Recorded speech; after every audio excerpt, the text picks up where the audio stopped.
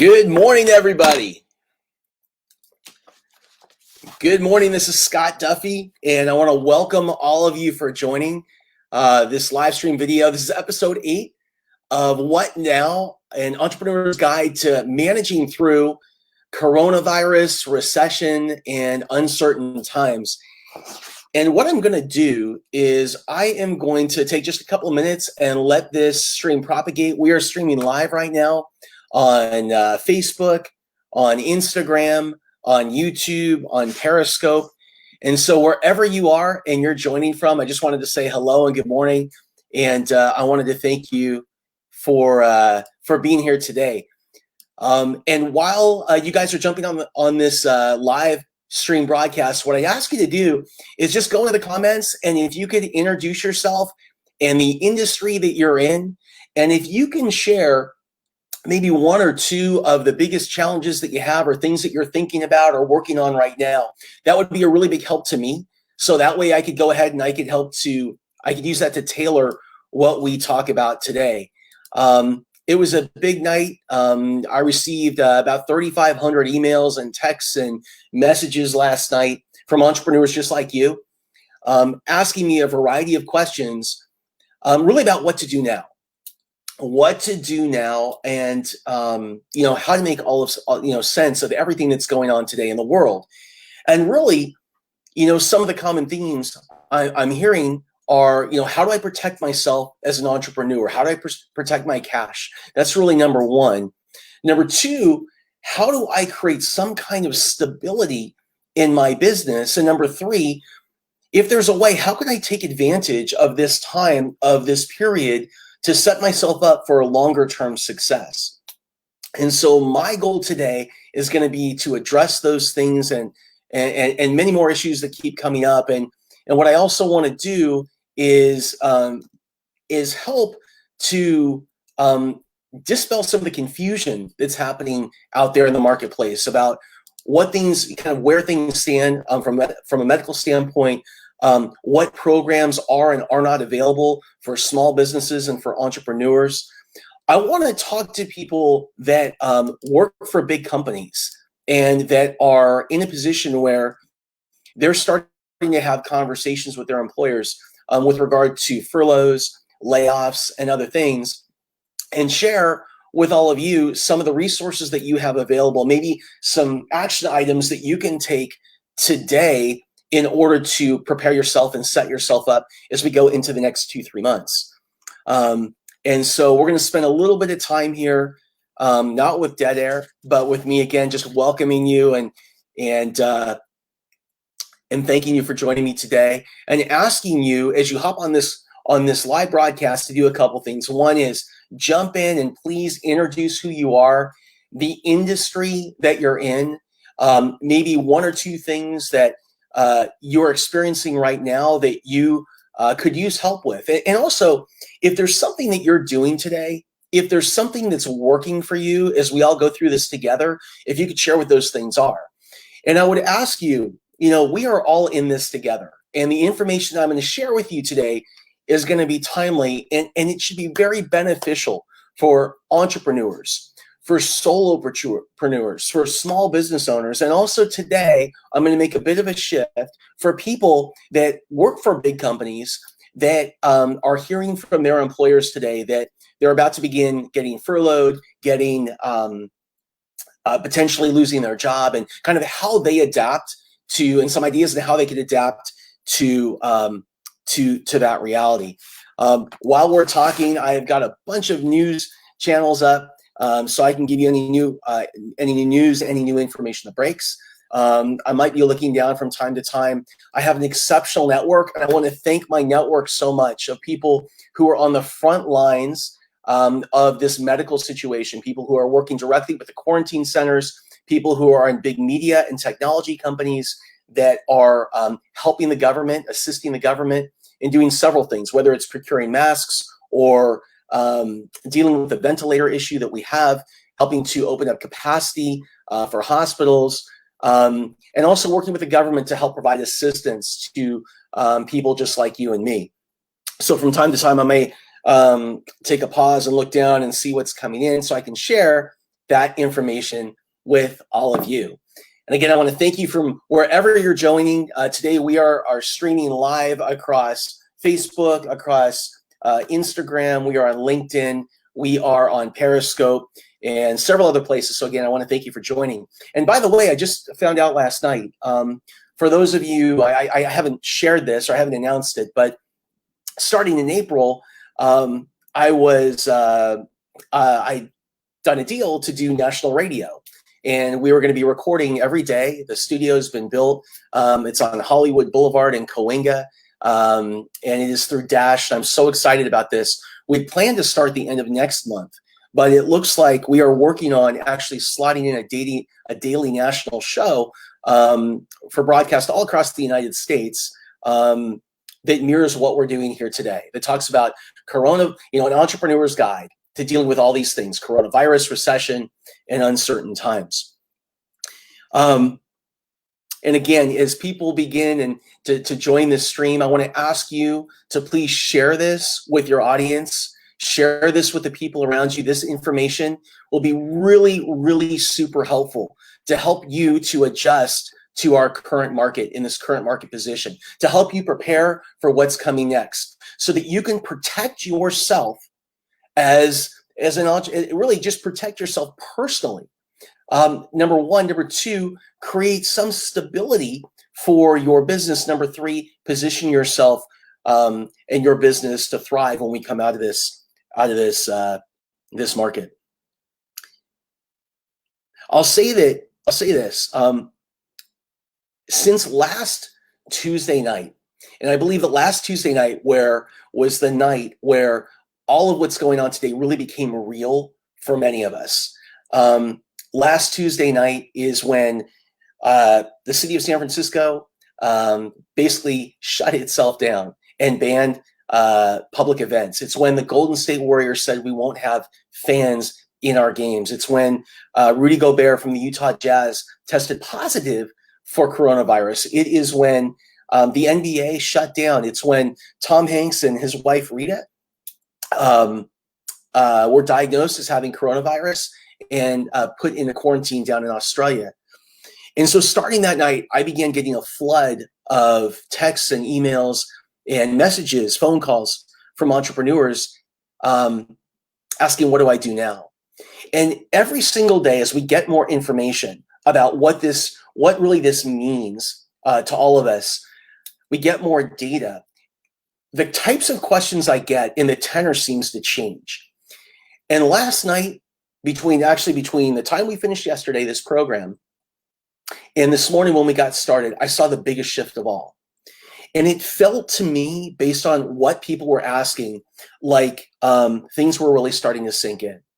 And people were beginning to accept that what is happening now isn't something that is going to be a short-term type of deal. This isn't something that's going to resolve itself in the next 2 weeks in the month, next 4 weeks in the next 8 weeks.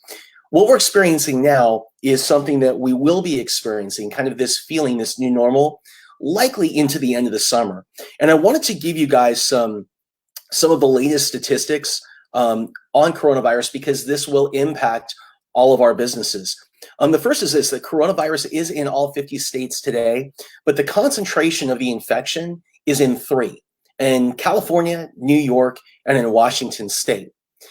And in the United States, we have 3,007 counties. We have over 3,000 counties. The concentration of the spread right now is in only 10 of those counties. What we know today is, based on the data that we've been getting from our increased testing, is that based on the number of new cases, we'll reach our hospital capacity between April 10th and April 15th. So again, if you think that when Donald Trump said, he's got a 15-day plan, and that after that we may return back to normal, that's not going to happen. Our hospital capacity will be maxed out between April 10th and April 15th. And one of the questions I get from people is, why does this happen? Why would we max out our hospital capacity? And the reason is simple. The reason is, in the United States, hospitals, they're built by private businesses. And those private businesses, in order to maximize profits, don't create or build a bunch of extra rooms. And so hospitals weren't built with something like this in mind. So we reach hospital capacity April 10th to 15th. Our infection height will be between May 8th and May 15th. So the infection height is May 8th to May 15th. And so if, by that time, I wouldn't be surprised if we're getting about 20,000 new cases, new infection cases that are announced every day. And our death lag, and that's really what they call it, the death lag. So that's the people that have been diagnosed with coronavirus, potentially go onto ventilators, and are able to prolong kind of their fight against the virus. The death lag goes into June and July, based on the latest statistics. So if we get back to any kind of normal or new normal, I just want you as entrepreneurs, as people that maybe their companies have said, we're going to send you home until things get back to normal. I want you to begin thinking about August, September as the time that things may start to get back to some type of new normal. Today was the first day that China announced that they had no new cases that came through China. Now, depending on whether or not you want to believe this data from China, what that would mean is that if their first case was around November, it took 5 months for them to get to this point. And so again, the 5 months for us, if you assume that last week was the first week, is in August. So again, I just wanted to share some of that information because I still am talking to entrepreneurs that are hoping that things will turn faster, that are hoping and they're waiting to make changes in their business because they think that maybe things will improve and we'll get that big bounce that the government keeps talking about. But the bigger challenge and what we have to prepare for as entrepreneurs is this. It is the likelihood that when we come out of this, we go straight into recession. And the reason that we go into recession is, again, recession is defined as 2 consecutive quarters of negative growth. So this is our first quarter, January, February, March, that we're dealing with the virus, and we will be negative growth in this quarter. And because we don't expect this virus to leave us, work through our system, cycle through our system till the end of the summer, beginning of the fall now, based on the data, that would mean at least 2 quarters of negative growth. So our job as entrepreneurs, our job as business owners is to plan, it's to prepare. And just really quickly, before I jump in today's new lessons, I just want to review some of the things that we need to do. Number one is we need to plan. Like, we have to act fast. Again, as entrepreneurs, we tend to drag our feet. As entrepreneurs, we tend to be very optimistic. As entrepreneurs, we tend to hope, and hope is not a good strategy. What we need to do, and by the way, as entrepreneurs, we are used to putting on a brave face. We're used to telling ourselves and telling our investors and the world and our clients that things are great. But what I need you to do right now is I need you to panic, not get filled with fear. I need you to panic faster. And what that means is take the actions today that need to be taken in order to protect yourself. It starts, again, with this. It starts with protecting your finances. It starts with conserving cash. So here's what I want you to do. You've heard this all week if you haven't done it already. The first thing that I want you to do is to print out your last 2 months of your credit card statements. Any auto pays, auto hits, auto bills, anything that hits you automatically that you do not absolutely need, cancel that today. That is number one. The number two thing is I want you to reach out to all of the bigger billers that you have. Reach out to your car, if you have a car loan. Reach out if you have credit cards. Reach out to your utilities. Reach out to anybody that you're paying monthly. And what I want you to do is share with them the situation that you're in and ask for an extension. Ask for forgiveness. What I found, I've done this personally over the last week, is, first of all, these lines are really busy. There's a lot of people calling. So the amount of time it takes to do this, it could be a half day, it could be a full day for you. So block it out.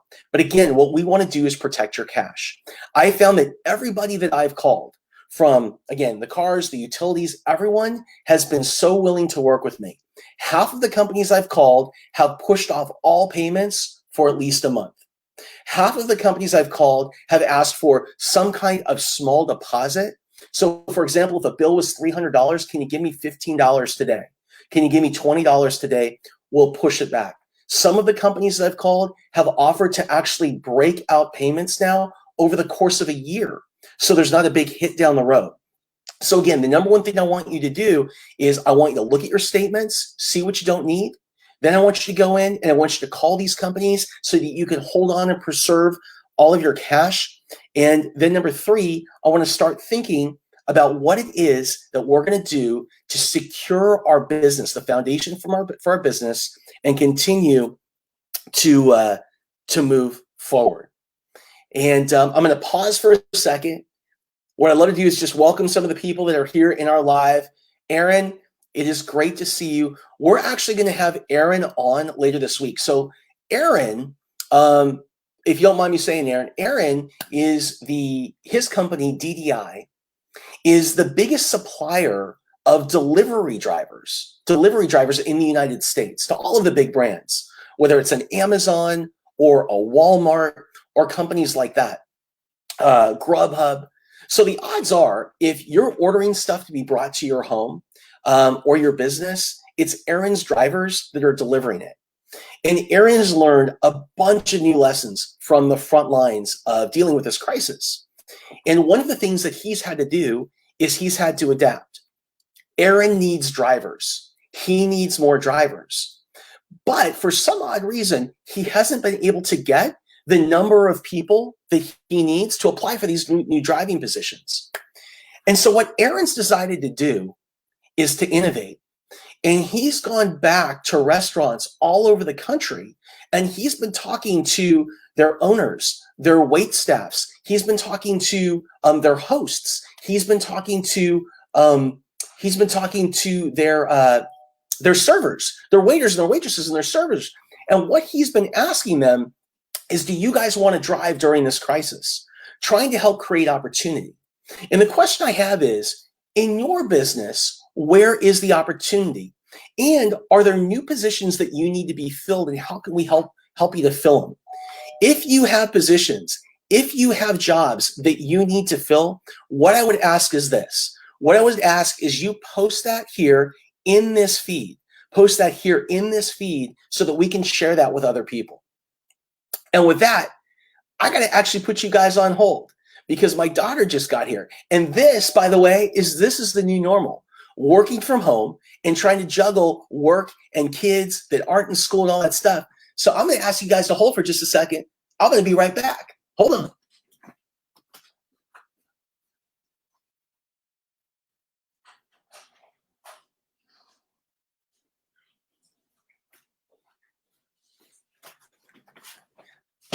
Okay. So first of all, thank you guys for holding. And yes, that is the new normal. That is exactly the new normal. So I am here at home. I'm working.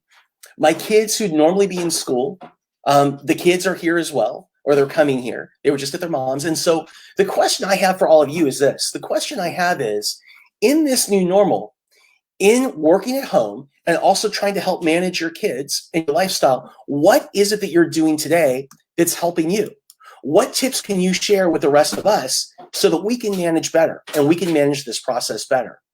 And I'm just going to jump to some ideas for you guys right now. So if you're working from home for the first time, or you have a company and you're managing people that are working from home for the first time, most of us, by the way, are dealing for the first time with having a 100% virtual workforce.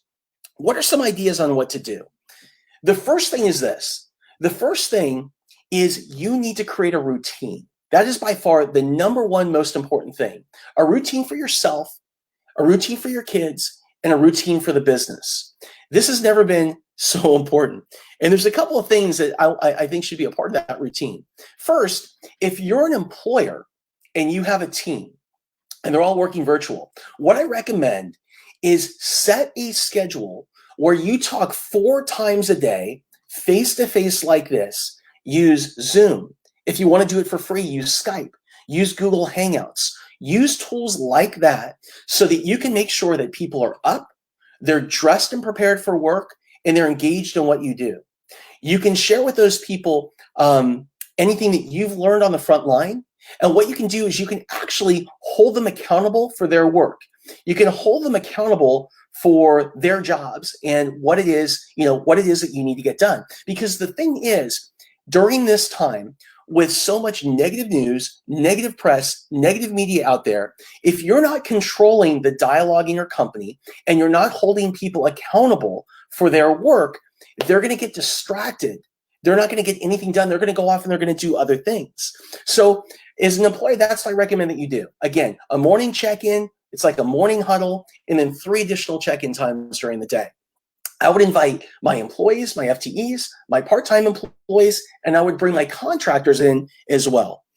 The other thing, I actually wrote down some notes here this morning about this. There are some things that I definitely would and would not recommend if you are working from home and you are that contractor, you're that employee. Number one is this: don't work in your PJs.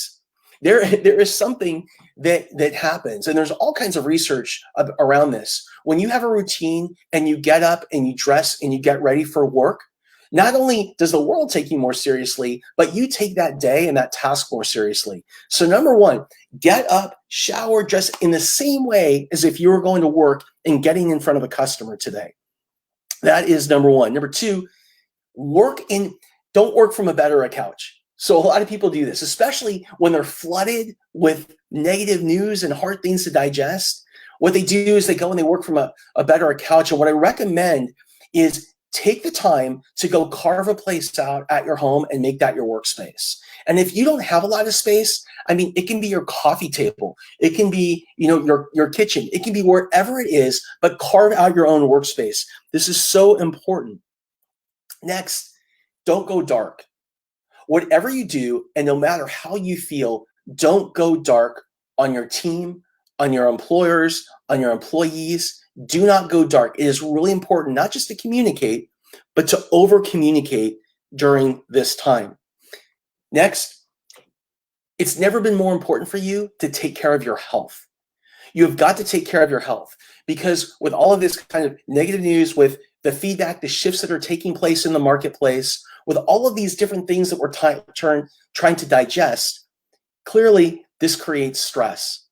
And stress ain't good for us. And in order for you to be able to manage through this crisis effectively, you got to be strong. I remember in 2008, the market had crashed, and I was a CEO for a company that Virgin had bought for me. I ran it for Richard Branson for a couple of years.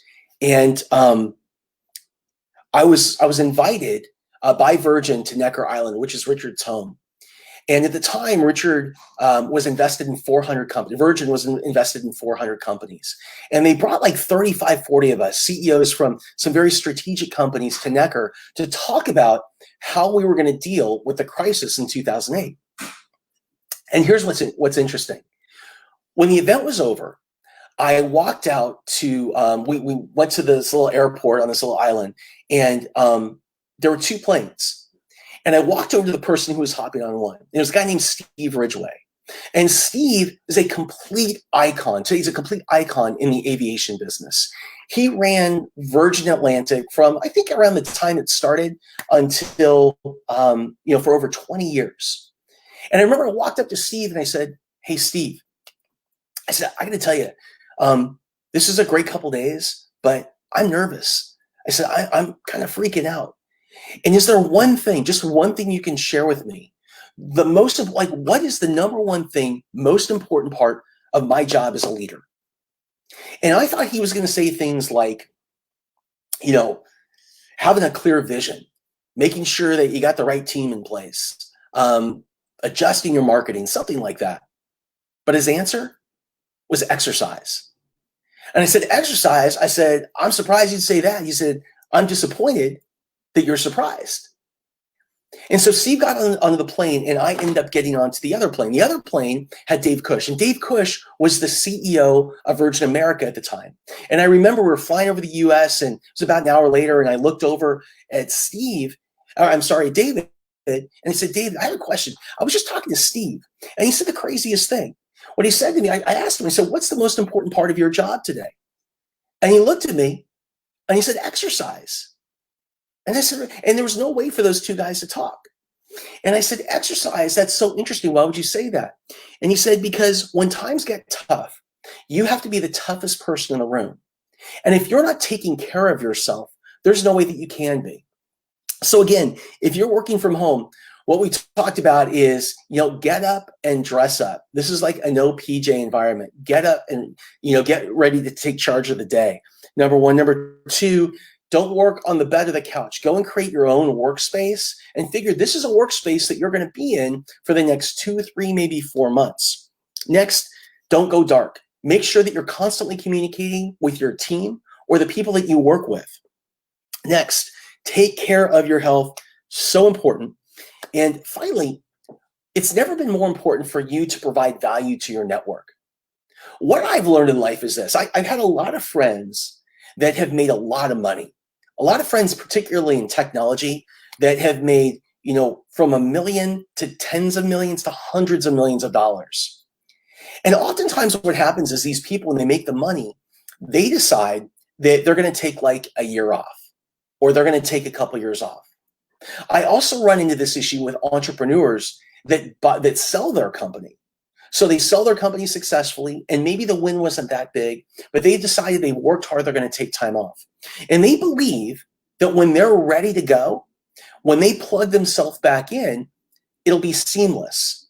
They'll be just as important, just as powerful, just as influential.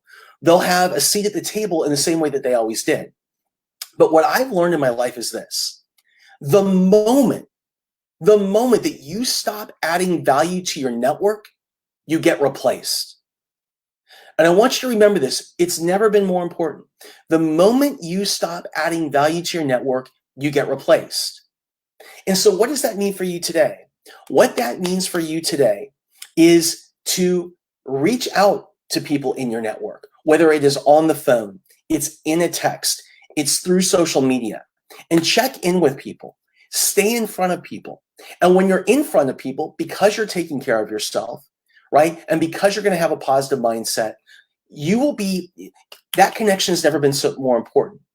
And use this power that you have, this power that you're now embracing to get ahead of this thing. You're out there, you're protecting yourself financially. You're out there, you're setting up a solid foundation for your business. You're out there talking to customers. You're learning what new products, what new services that they need, and you're innovating. You're taking care of yourself. Take that positive energy and share it with other people. One of the things that I've noticed is I have been on the phone every single day since last Tuesday night. So figure Wednesday morning through the weekend, through today, I've been starting about 6 o'clock in the morning with phone calls, with clients, with friends, with people that are all asking me, what now? What do I do? And what you notice in a lot of these people is they're stuck. They feel paralyzed. They're letting uncertainty shut them down. And when you look at their posture, you look at their position, you can see it, you can feel it. And so what I want to ask you to do is to add value to your network. Get on the phone, lift people up, right? Ask how you can be of value. Ask how you can be of service to those folks. I want to talk to you about government help. So several people reached out to me overnight, and they asked about what kind of tools were available right now for entrepreneurs, for small business owners to help them through this crisis. I posted a link inside of our channel. If you haven't joined the channel and you're watching this for the first time, please come join our channel, our Facebook group. I post a link from the SBA. I just want to be a lot of people have asked me about the SBA. The programs that the SBA has in place right now are really more for disasters and disaster recoveries, like earthquakes and tornadoes, natural disasters, things like that. So they don't have a program right now that I see that really fits this particular crisis that we're going through. But if they change that, I'll be sure to let you know. The government has announced several new programs over the past 48 hours, and there's another bill that's supposed to be voted on in the next couple of days that should provide assistance to all Americans. Now, when I think of assistance to all Americans, I divide the world into two groups: entrepreneurs and people that are employed. Okay? Because the government treats both groups very differently. And it's really interesting because in the United States, 99% of businesses are small businesses. 88% of businesses have less than 20%, have less than 20 employees. And 80%, 8 in 10 businesses are solopreneurs. They're one or they're two-person companies. But the way those companies are treated is much different than the way everyone else is treated. So if you're an employee of a company right now, you have access to several benefits if your company shuts down or if you're let go and you find yourself unemployed. You have the ability to go and get unemployment insurance. There's disability insurance out there. There are other programs that are being developed by the government to help you. You can get on COBRA if you had health insurance, things like that. But if you're an entrepreneur, most of these programs don't apply. If you're an entrepreneur, what we understand, if we're looking through the media, is that there's going to be a bill passed in the next couple of days, and every American, and it will be based on how many kids they have and what their income is going to get a check. One check in April and one check in May. And it's from the government, and my understanding is it will range from $1,000 to $2,000 in each month.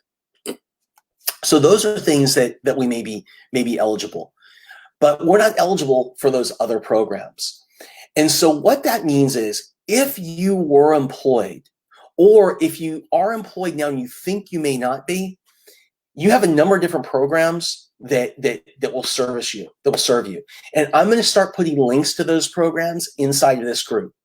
And if you have the opportunity to take unemployment insurance, take unemployment insurance. Like, do not wait. Take unemployment insurance. Sign up for it today.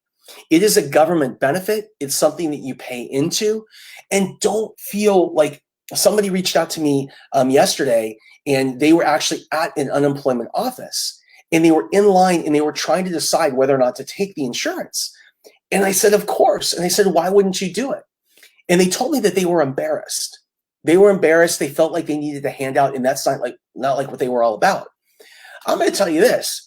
I mean, after the market crashed in 2008, I waited, and I was embarrassed, and I didn't want to take it. I was too prideful, but I did. I went and I got it. And unemployment insurance was something that didn't pay a lot. I think it paid me like $1,200 a month. But you know what? That money can buy food. It can buy groceries. It can buy those necessary items that you need. It's incredibly powerful. And by the way unemployment insurance comes, at least in some, I believe it's everywhere in the country now, is it comes as a card, and it's like an ATM card. So you don't have to take it into a bank and cash it or anything like that. It's like a card, and you swipe it just like you would an ATM card. You give it a PIN and the whole thing. So if you have access to unemployment insurance, take it. Now, if you're an entrepreneur or you're someone that looks like you're going to be unemployed, it is time to adjust. It is time to adapt. I keep repeating this. There's never been a more important time to get out in front of your customers. Every single day, I'm running into people that are incredibly innovative, that have come up with new ideas and new ways. Here's the most important thing. I want you to listen. To generate cash today. They're finding new ways to generate cash today. And the reason they're doing it is because they're talking to their customers. And they're asking those customers, what's going on in your business? How's it impacting you? How will that impact me as a supplier, as a vendor, as somebody that you pay, as somebody you buy from? What new needs are coming up for you in your business? What new needs are coming up for you?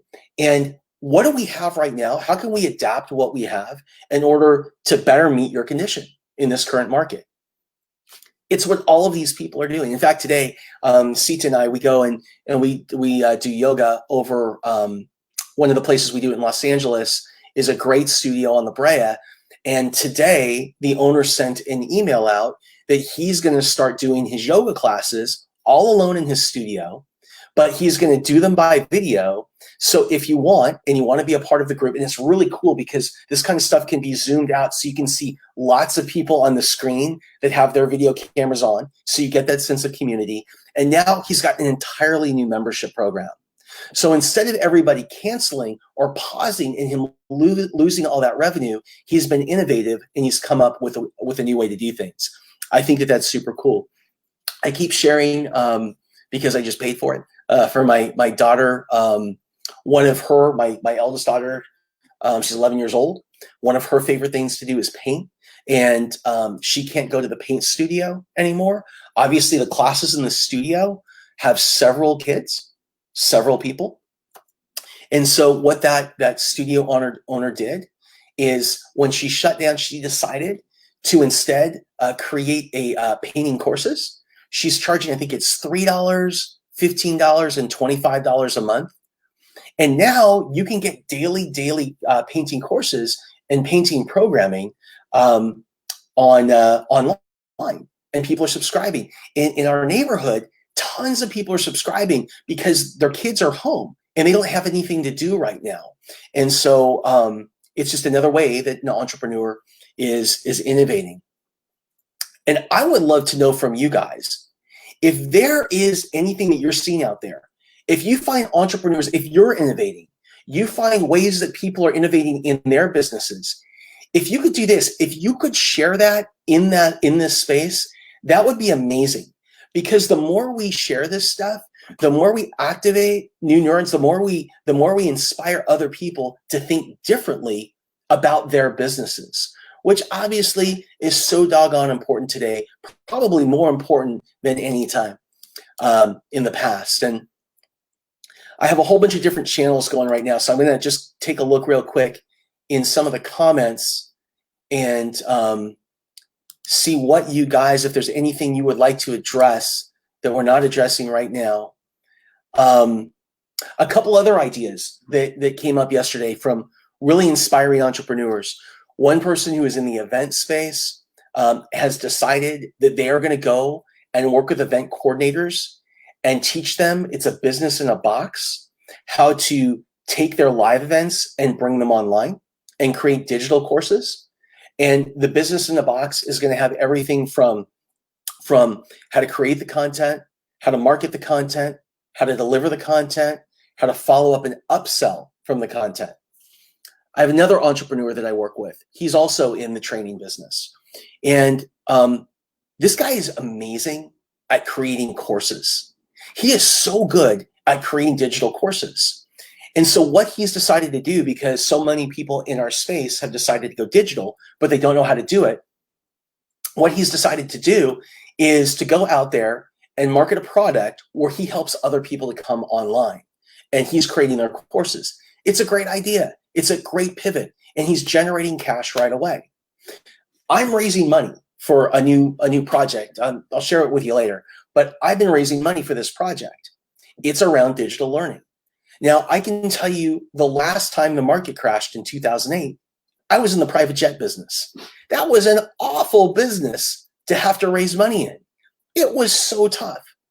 I can tell you in the last week, I've had more investor activity early on than any time in my entire career raising money. And I've raised tens of millions of dollars. And the reason is it's the right product at the right time. And so if you ask your clients, if you ask yourself this one question, how can I adjust? How can I adapt? How can I rewire what I'm doing today in order to meet these new product needs? This could become the best time for you. Now, you may have to change your product. You may have to change your pricing. So for example, the girl over at Timmery who's doing the painting, it cost a lot more to come to her classes when you went directly to her classes, right? But now what she's doing is she's betting on volume and she's getting it. What she's doing is charging a lower price for monthly courses. They're easy for her to deliver. And again, it all happens digitally.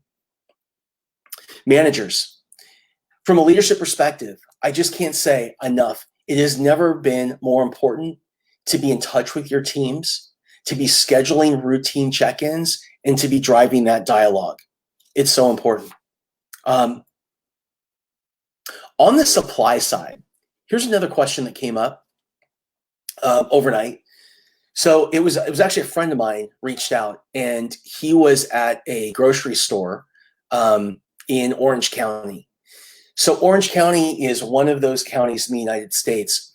And by the way, if you're confused about what you can and you can't do where you live, you are not alone. It's a really interesting thing.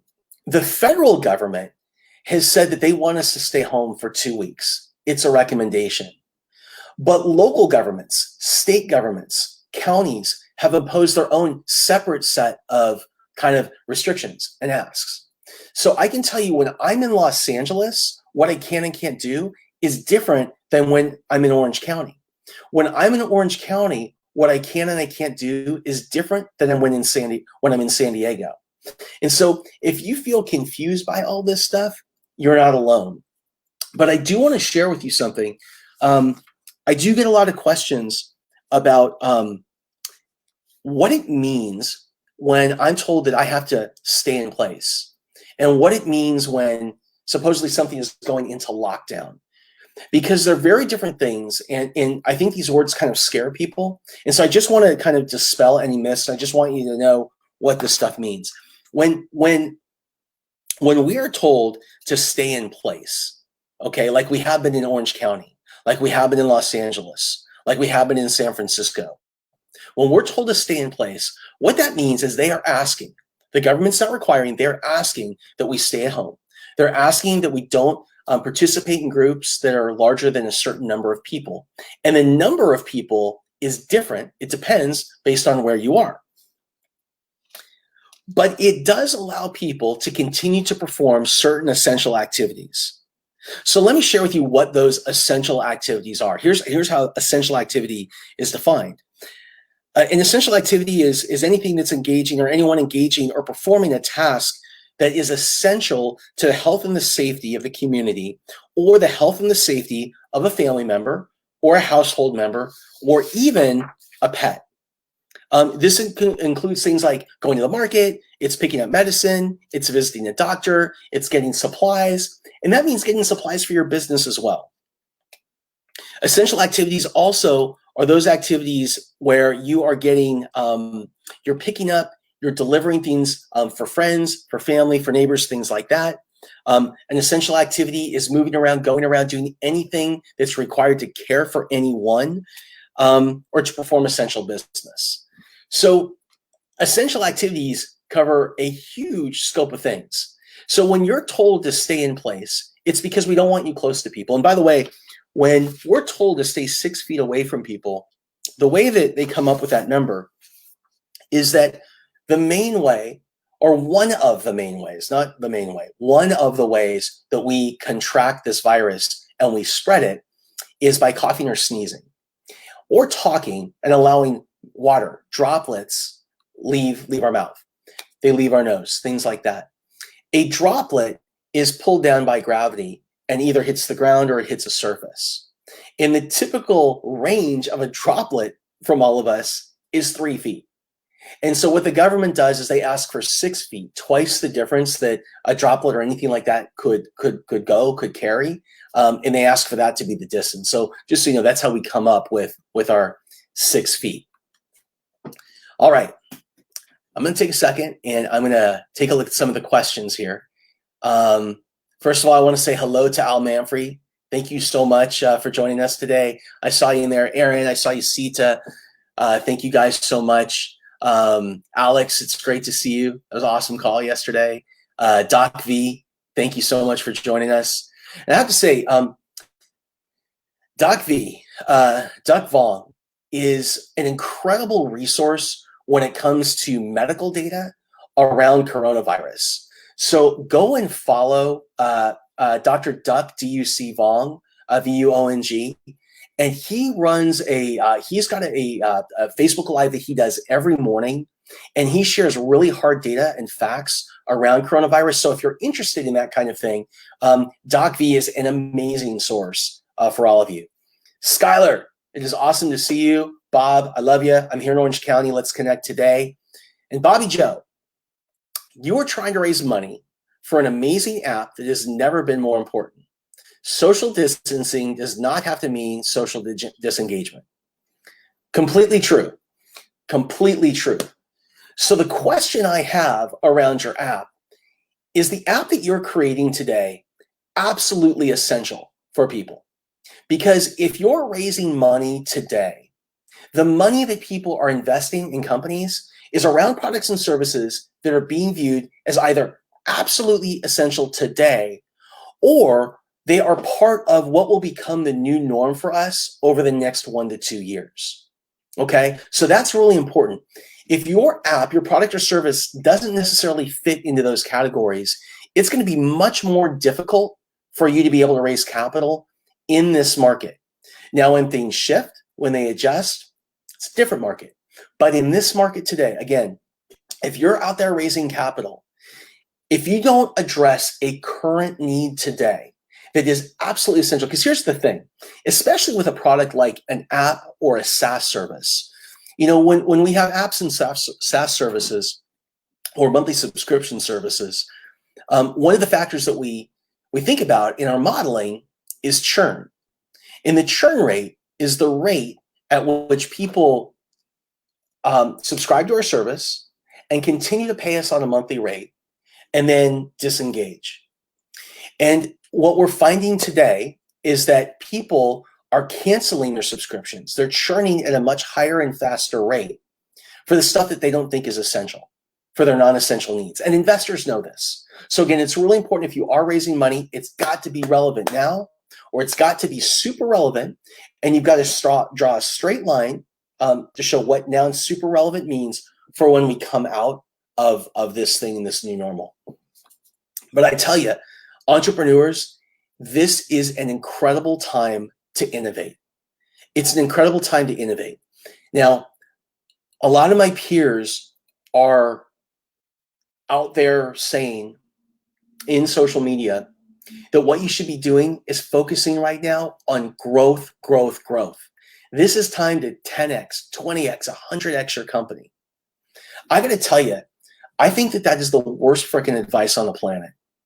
I think that right now, this week, because I'm just talking about today, right now, this is the time where you go inside, and this is the time where you focus on protecting yourself financially, holding on to as much cash as you possibly can for the longest period of time in order to basically lengthen your runway, your cash runway. So if your sales drop, if your clients cancel, if things don't return back to normal for a while, you have as much cash as possible to be able to live on. And then once you've done that, the next step is to identify new needs in the marketplace. The next step is to figure out what people need in this new environment. And then the next step is to deliver it. And again, I always say this, don't try and deliver everything. Deliver one thing. And then find out what your customers tell you about one thing, decide how to update, how to iterate, and then change your approach if you have to, or go bigger. Because the biggest mistake that entrepreneurs make, especially in times like this, is they throw as much as they possibly can against the wall. They throw as much as they can, and they hope that something will stick. And so they basically take their energy and they scatter it like a shotgun. And that approach just doesn't work. What I really encourage you to do, especially in times where cash is tight, is to launch one thing, test one thing, adapt your product to do one thing different. That's it. Get it out there as quick as you can, as cheap as you can. Don't make it perfect. Perfect in this market is the enemy of success. And if you're thinking about spending additional money, you know, like if you think maybe I need to make this tweak here or this tweak there or make it that much better, I'm here to tell you that 85% is good enough. Good is good enough. Get it out there and ship it, because the feedback that you're going to get from customers is far more valuable than what you'd be able to build in that extra 15%. And here's the thing, in technology, so there's an amazing book that that is kind of like a Bible for engineers, and it's called The Mythical Man Month. It's a textbook, and it was written, I believe it was written by the first CTO, Chief Technology Officer of IBM back in the day. I think the book is from the late 60s. And when I got up to Silicon Valley, I was 24, 25 years old back in the 90s. And I remember I went to work for my first company, and I was in business development and sales, and everyone else was an engineer. And I had such a tough time talking to these people. And I had such a tough time bridging the gap between my expectations about what could be done in a reasonable period of time, even what reasonable meant, and what theirs was. And so an engineer, a young kid, gave me a book, and he said, read this, The Mythical Man Month. And basically there's two ideas to share about the Mythical Man Month that are really relevant for today. And the first is this: the closer you get to the end of any software development project, the further away you actually are from the end. Think about that. The closer you get to the end of building your product and service, the further away you actually are from the end, because that's not all the bugs. That's not all the bugs come out. That's not all of that stuff happens, right? That's when you find out all the messy stuff. And that's when the real work starts. So again, going back to this point of finding one thing, conserving your cash, getting it out and testing it quickly, getting feedback from the market on something that's really rough and raw, and then going and iterating and changing your approach if necessary, that's the thing to do. And in this market, as you're out there with a new product, the trickiest thing that you're going to have to deal with, no matter how amazing your product is and how amazing the fit is for this particular time and circumstance, the trickiest part for you is going to be identifying the right product market, the right pricing fit. Because a lot of the pricing models that we have used, are going to be thrown out the window during this time. Think about this. If things feel the way they feel today for the next 3 to 4 months, if it feels like this until August, how will that affect pricing for your product in your industry? People aren't going to stop buying things. People aren't going to stop paying for things. People aren't going to stop that. People aren't going to stop shopping. But what they're going to do is they're going to focus on the things that address their most important and most immediate needs. And the pricing models they use may be different. They may spend less for things than they have in the past, the same types of things. But there may be more people today that have a need for your product and service, so you make it up in the scale. So I think it's just a really important lesson for all of us to take away. Let me see here in the comments. What else is on your mind? If there's anything that's on your mind, please drop it in here for me, because I want to do everything I can to be able to address it. And by the way, I'm using a new streaming software. So I am testing every day this week a new streaming software service. This one is called StreamYard, and this is enabling me to stream across 3 different Facebook channels at the same time, 2 different streams on YouTube, Instagram, and LinkedIn. Let me know what you think of this particular streaming product. I'm curious if it's coming through clearly, and all that kind of stuff. Aaron Garcia, amazing to see you. Aaron Garcia was really helpful for me working through and testing a streaming program, so I want to thank you, Aaron, for all of that. And you just said here, how do you decide the proper pricing plan for an online course during a recession, especially if people are concerned about spending? It's a great question. So one of the ways that you do it is you A/B or you ABC test. And what this means is you offer your product or service to a small group of people, and you break it up into 1 or 2 or 3 different groups of people. Name it differently, price it differently, and see what people do. Really leverage this A/B or ABC testing. That's one thing. The second thing is, I believe that the #1 people on the planet when it comes to digital marketing are the guys that run Digital Marketer. My friends, Ryan Dice, Perry, who used to be there, Roland Frazier is amazing. If you go to digitalmarketer.com, they are the largest digital marketing training company in the world. They own Traffic and Conversion, the biggest digital marketing conference in the world. I used to host those events for them. And I would imagine that they are publishing amazing data right now on what pricing is working in this market. I can tell you one of the things they shared with me, because I reached out, and as I was developing we're developing an academy, an entrepreneur academy that we're going to launch here in the next couple of weeks. And we've been working on this for a year. And when we were planning our model, we were taking a look at what would happen in the case of recession. And we built a bunch of data around that. We looked at a bunch of data, and I got the input of people from DM, and we learned that $47 to $49 was a price point, a great price point for a high-end SaaS product in that kind of market, which probably isn't that much different than what this market feels like. So in our modeling, we were also told by, again, people that are the best in the world to test $9, $19, and $47 to $49. So that is my personal experience about how I'm looking at pricing in this market. And by the way, if you guys have any idea, or you can share how pricing models have changed, what price points are working for you, what aren't working for you. I have a really good buddy who had a product that he rolled out about 4 weeks ago. It was $19 a month. It was a SaaS product. He had incredible uptake. Over the course of a week, had thousands of people that signed up for this product. And what happened was it was a challenge. And what happened was, when the market started to correct, people started to cancel their subscriptions, because maybe the challenge wasn't something that they saw as being absolutely essential today in this market. So what he did is he pivoted. And because this person does daily Facebook Lives and is very engaged with his audience, what he's been able to do is he's been able to learn firsthand, like, what do people want now? What are they looking at? So he changed the product, he adapted it, and now people are coming back online because he's meeting that current market need. So, again, before we wrap up here, I want to share this.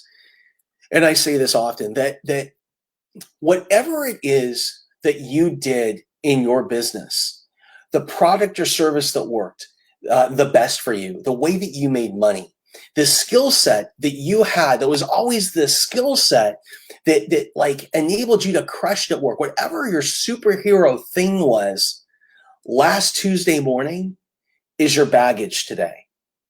And so I want you to approach each and every day in this new world with Shoshin, with a beginner's mind. Approach every single day, every single conversation, every client engagement, every client interaction, every product launch like it was the first one that you had ever done in your life.